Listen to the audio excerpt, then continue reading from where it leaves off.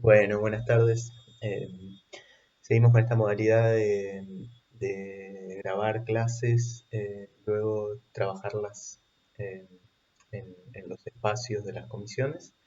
Eh, bueno, hoy lo que tenemos que charlar es sobre un tema, o digamos, temas que involucran a las garantías judiciales, que es bastante amplio y largo.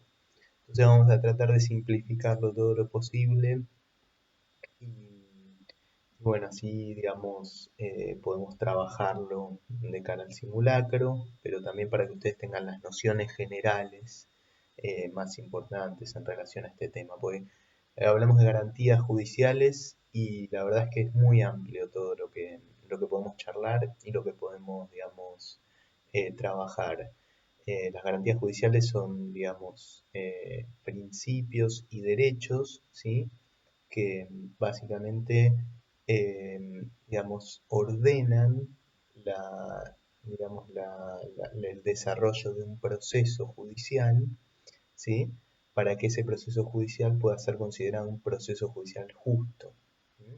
Proceso judicial que tiene las debidas garantías es un proceso judicial que se ha desarrollado de acuerdo a determinados principios que garantizan y respetan los derechos de todas las partes intervinientes y de alguna forma el modo en que se desarrolla garantizan, digamos, la obtención del logro de justicia, ¿no? Por supuesto que esto es, digamos, estamos hablando de los conceptos y de los fundamentos, pero todo esto hay que trabajarlo en la práctica.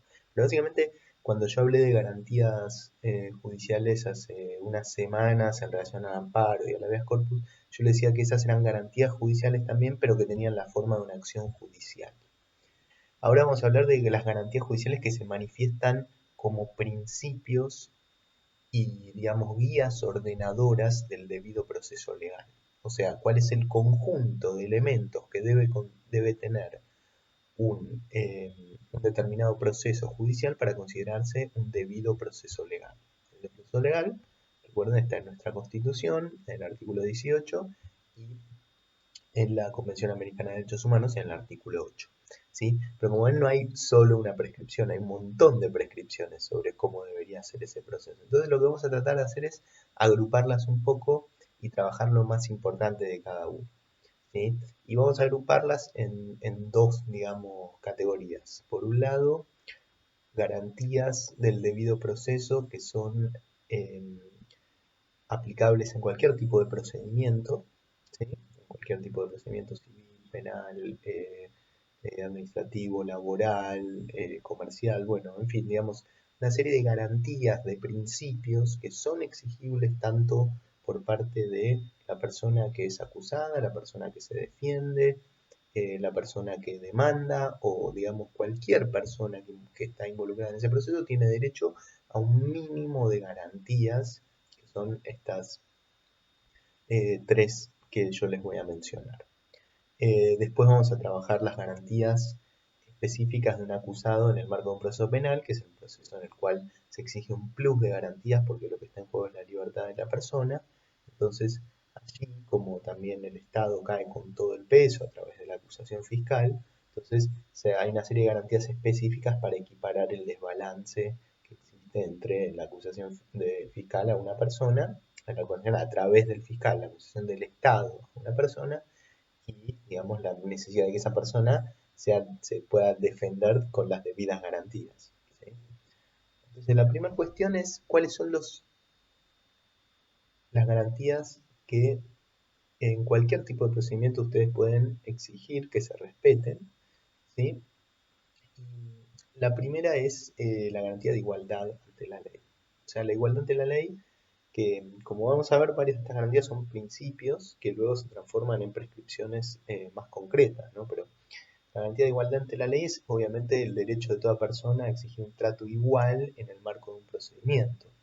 ¿Sí? Esto implica que haya un mismo trato tanto a la víctima, al acusado, a la persona demandada, eh, al demandante. Es decir, que no haya privilegios, no haya discriminación, no haya excepciones personales de ningún tipo. ¿Sí?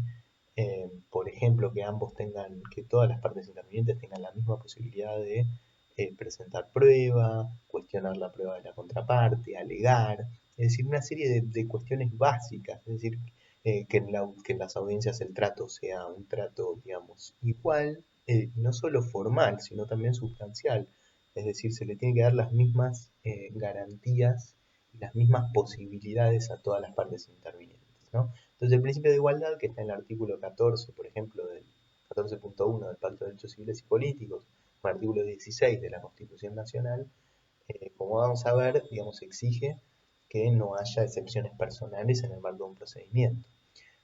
Eh, por ejemplo, muy concreto se suele relacionar esta garantía con el respeto al principio contradictorio. El principio contradictorio en materia de un procedimiento es que el procedimiento, que en el marco de una causa, la causa va y digamos, el eje de la causa va y viene. ¿Qué quiere decir? Yo, por ejemplo, soy una persona que demanda a otra y presento la prueba en sustento de mis alegaciones, y de esa prueba el juez necesariamente tiene que dar traslado a la otra parte para que tenga la posibilidad de opinar sobre esa prueba. Eso es parte del principio de igualdad y eso es el principio contradictorio.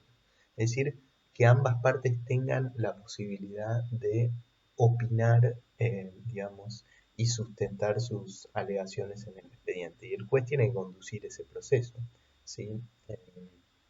Entonces, podemos decir, y también, por ejemplo, una manifestación muy concreta del principio de igualdad ante la ley en el marco de un procedimiento es que no debe haber ningún tipo de excepción o discriminación por razones de ninguna índole, entre ellas las razones económicas. Como, por ejemplo, puede ocurrir que una persona no pueda participar en un procedimiento, una persona que es demandada, no pueda participar en un procedimiento porque no tiene abogado. ¿Sí? Entonces tiene que ir a, digamos, tiene que contestar esa demanda con un abogado, pero no tiene abogado porque no tiene los medios económicos para satisfacerlo, para pagarle a un abogado. Bueno, entonces el Estado ahí tiene que equiparar esa desventaja. Entonces ahí viene, digamos, la manifestación del principio de igualdad en términos de, eh, digamos, de garantizar el acceso a un abogado, ¿sí? Para cualquier persona que lo necesite, eh, y, digamos, si no tenga los medios económicos para satisfacerlo. Porque en todo caso, ¿qué pasaría? Se traduciría en una discriminación por razón de la posición social o económica de una persona. Si quien puede pagar un abogado puede contestar su demanda y no, digamos, no le embargan sus bienes, y quien no la puede pagar, bueno, o sea, entonces esa persona está en desventaja, queda en rebeldía en el expediente y, digamos, el expediente avanza sin que se pueda defender. Eso claramente es una violación al principio de igualdad, ¿no? Y no estoy hablando de negligencia, estoy hablando de no poder, digamos, presentarse en el expediente por razones económicas o sociales, ¿no? Entonces, fíjense, el principio de igualdad es un principio muy fuerte, se manifiesta tanto en el acceso a la causa o a las condiciones para defenderse en un expediente, como en el proceso mismo. ¿Sí? Otra de las garantías muy importantes que se exigen en prácticamente todos los procedimientos es la garantía de imparcialidad las garantías de imparcialidad e independencia. En realidad acá hay, digamos, o puede producir cierta confusión saber qué es imparcialidad y qué es independencia, si son lo mismo, cuál es el ámbito propio de aplicación de cada uno de estos conceptos. Yo diría que, digamos, imparcialidad es la condición de tercero desinteresado del juez, ¿sí? Del juzgador, de la persona que va a decidir el conflicto que le llevan ambas partes. Eh, Imparcialidad es no ser parte, no poseer prejuicios, no poseer vínculos, digamos, personales, eh, o intereses en la resolución de la causa de una determinada manera, ¿sí? Eso es la imparcialidad, digamos, la condición de imparcial del juez, del tercero que resuelve un expediente, es, digamos, una garantía. Entonces, eso es una garantía que tiene que, digamos, manifestarse en el procedimiento, por ejemplo, a través de la separación entre las funciones de juzgador, ¿sí? De acusador, que eso no ocurre en nuestro procedimiento penal federal, donde el juez también puede ser quien lleva adelante la investigación y quien juzga si se eleva a juicio o no la causa. problema gravísimo que Argentina no resuelve hace muchos años, ¿sí? Y ha concentrado mucho poder en los jueces y, y realmente es un problema. Ya casi muy pocos sistemas del mundo conservan esa, digamos, el sistema inquisitivo como una forma de resolver los conflictos penales, ¿sí? El sistema acusatorio exige que haya dos partes, ¿sí? Y haya un tercero desinteresado, que sea el juez, que solo controle el expediente y se ocupe de que una vez que se cierre la pesquisa, la investigación, ¿sí? Pueda resolver sobre los méritos de un planteo, ¿sí? Pero no que investigue, recolecte la prueba y que además decida si esa prueba es apta para, digamos, eh, llevar a una persona a juicio. Eso es un problema que Argentina no lo resuelve hace muchos años, ¿sí? Pero bueno, la garantía de imparcialidad exige, entre otras cosas, que eso no ocurra de esa manera, ¿sí? La separación de las funciones entre acusador y juzgador, ¿sí? Eh, por supuesto, también para que un juez sea imparcial, como decíamos, no tiene que tener vínculos personales ni intereses en el conflicto. Para eso existen institutos tales como la recusación o la excusación. Digamos, un juez que tiene algún tipo de vínculo personal con las partes eh, o algún interés en la resolución del proceso debe apartarse del proceso y dejarlo que lo resuelva otro jugador. Y si no lo hace, las partes tienen la posibilidad de pedir que ese juez se aparte, ¿sí? Entonces, la imparcialidad e independencia es eso. ¿Eh? Mejor dicho, la imparcialidad es eso. La independencia, bueno, van a encontrar, digamos, imparcialidad en el artículo 8 de la Convención Americana de Derechos Humanos, donde van a encontrar muchísimas de estas garantías, y en el artículo 10 de la Declaración Universal de Derechos Humanos, por ejemplo. Eh, la independencia, algunos encuentran que la independencia eh, es más que nada cuáles son las condiciones institucionales que se garantizan para que el juez efectivamente sea imparcial. Es decir, cómo se garantiza institucionalmente, qué condiciones, qué requisitos debe haber o deben observarse para garantizar que el juez efectivamente sea imparcial. Puede que se den todos estos requisitos y el juez no sea imparcial, ¿sí? Siga teniendo un vínculo personal o siga teniendo una parcialidad en el expediente, pero la independencia o las garantías relativas a la independencia judicial a lo que apuntan es efectivamente a que eso no pase, a que no haya excusas para que el juez no sea imparcial, ¿sí?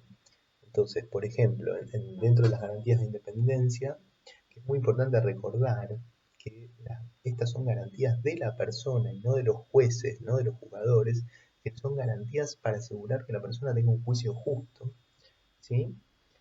Por ejemplo, la independencia judicial es que el juez, digamos, los jueces no dependen de ningún otro de los poderes del Estado, ¿sí? Entonces, la independencia es eso. El juez no depende ni del poder ejecutivo ni del poder legislativo. Es un poder aparte, ¿sí? Que no puede, no tiene institucionalmente ningún condicionamiento o presión para decidir por parte de los tres poderes. Se le determina su propio presupuesto, administra su propio presupuesto, eh, es decir, tiene un sistema también integrado, digamos, donde se integran allí los tres poderes y colegios profesionales, eh, para garantizar, digamos, que la selección de los jueces sean jueces, digamos, independientes, imparciales, probos, ¿sí? Es decir, que no se elija, digamos, una persona a dedo, como ocurría hasta hace muchos años, ¿sí? Eh, entonces, por ejemplo, en relación a la selección de los jueces, digamos, es un principio muy importante a observar en relación a la garantía de independencia, ¿sí? Eh, la intangibilidad de las remuneraciones, por ejemplo, la inmunidad de arresto, todas esas garantías que poseen los jueces, ¿sí? Son garantías que tienen que ver con evitar que mediante acciones, presiones indirectas, los jueces puedan, digamos, correrse de su imparcialidad. Como por ejemplo, si el Poder Ejecutivo saca un decreto y dice recorto la mitad de los salarios a los jueces o a los jueces del fuero tal, porque yo tengo una demanda en ese fuero, bueno, eso evidentemente va a condicionar a los jugadores. Bueno, esas cosas evidentes se tratan de, digamos, o mejor dicho, se abordan garantizando determinados principios de independencia judicial. ¿Sí? Los jueces no pueden ser arrestados tampoco, ¿sí? Salvo mediante un procedimiento eh, estricto en el cual se releve de esa garantía. ¿Sí? Entonces, eh, bueno, hasta allí tenemos, digamos, la igualdad, la imparcialidad e independencia, que recordemos son garantías que rigen para todo tipo de procedimiento. ¿Sí? Entonces, en cualquier tipo de procedimiento pueden exigir mínimo estas garantías. La garantía del juez natural es parte, digamos, de la garantía de independencia, eh, pero quizás es un poquito más específica. Pero básicamente el juez natural quiere decir que sea que, digamos, que uno tiene derecho a que el reclamo o el conflicto en el cual está involucrado, o sea, como demandado, como acusador, eh, como demandante, como defendido, sea un procedimiento que sea resuelto por el juez que tiene competencia para resolverlo. Competencia en cuanto a la geografía, ¿sí? En cuanto a la materia, ¿sí? Y en cuanto al objeto del reclamo, ¿sí? Es decir, el jugador tiene que ser la persona competente porque es, por ejemplo, si yo tengo un conflicto penal, ¿sí? Es la persona, digamos, que previamente ha sido, digamos, encomendada para resolver los reclamos penales en el ámbito de la capital federal, ¿sí? Respecto de determinados delitos, ¿sí? Entonces, eso es muy importante, ¿sí? Eh, bueno, entonces, eso es el juez natural. El juez natural es el juez competente, ¿sí? En relación a la geografía, al tiempo y al objeto, ¿sí? A la materia de la situación, ¿sí? Si a mí me resuelve un juez administrativo mi reclamo penal, hay un problema de juez natural, ¿sí? Entonces, eso por un lado. Y el último o la tercera de estas, digamos, garantías comunes es muy sencilla y en realidad es parte de lo que ya venimos hablando. Estoy siguiendo una clasificación de un autor que se llama Cafferata Nore, ¿no? Que es un autor bastante conocido que trabajó mucho y escribió sobre las garantías, ¿sí? Y que me pareció interesante cómo la clasificó. La tercera que él identifica es el acceso a la justicia y el derecho de defensa en juicio. O sea, que tanto eh, la víctima, ¿sí? O el acusado, el demandante o el demandado, el reclamante o el reclamado. Es decir, en cualquier procedimiento, ambas partes tienen derecho a la protección judicial, es decir, a ir a la justicia por su reclamo, a que la justicia procese su reclamo, les reconozca derechos, le garantice un juicio de acuerdo al debido proceso y que lo resuelva, ¿sí? Es decir, tanto, por ejemplo, si yo soy acusado, en ese caso sería, digamos, defendido, tendría la categoría de defendido, yo tengo lo que se llama el derecho de defensa, el derecho a contar con un abogado, el derecho a cuestionar, digamos, la acusación que se hace contra mí, el derecho a alegar sobre la prueba, el derecho a obtener una sentencia en un plazo razonable, entre otros, ¿sí? Ahora, si yo soy la persona víctima que he sido víctima de un delito, también tengo el derecho a que ese daño que se me causó sea llevado a un juicio, ¿sí? Y en ese juicio tener la participación y tener también el derecho a que ese reclamo sea llevado de acuerdo a debidas garantías y se, eh, se resuelva en un tiempo razonable. Entonces eso se llama la tutela judicial efectiva. Entonces yo te diría que esta tercera garantía la podemos encontrar tanto en las prescripciones que garantizan el derecho de defensa, el derecho de toda persona a repeler un reclamo en su contra, como también el derecho a la protección judicial, el derecho a un recurso, el derecho a llevar adelante un reclamo. Por ejemplo, yo tengo un reclamo contra una obra social, ¿sí? Porque no me garantizan un determinado tratamiento de salud, entonces tengo derecho a presentar un amparo en el artículo 25 de la Convención Americana. ¿Sí? Tengo derecho a ir mediante un recurso de amparo y que ese recurso de amparo sea resuelto, que si no tengo un abogado, el Estado me provee un abogado para llevar adelante mi reclamo, que son las defensorías públicas, ¿sí? Y que ese reclamo sea llevado de acuerdo a las debidas garantías y que sea resuelto. Eso es un derecho en sí. ¿Sí? Un derecho es una garantía. Las garantías son también derechos. ¿Sí? Entonces, dos o tres, estas serían las tres, digamos, garantías básicas aplicables a cualquier tipo de procedimiento y a todas las partes involucradas en un procedimiento. Cualquiera de las partes involucradas puede exigir estas garantías. ¿Sí? En este caso tengamos en cuenta el caso Baena, Ricardo, ¿sí? Que lo tienen como lectura obligatoria, donde la Corte Interamericana específicamente, digamos, aplica garantías del artículo 8 de la Convención Americana a un procedimiento que no es un procedimiento penal, como se venían aplicando hasta ahora, sino un procedimiento disciplinario, sancionatorio en el ámbito laboral. Entonces, ese estándar elaborado por la Corte Interamericana es un estándar que nos da una buena pauta para extender las garantías, digamos, a otros procedimientos. ¿Sí? Entonces, eso es por ahora lo más importante en relación a garantías comunes exigibles en todos los procedimientos.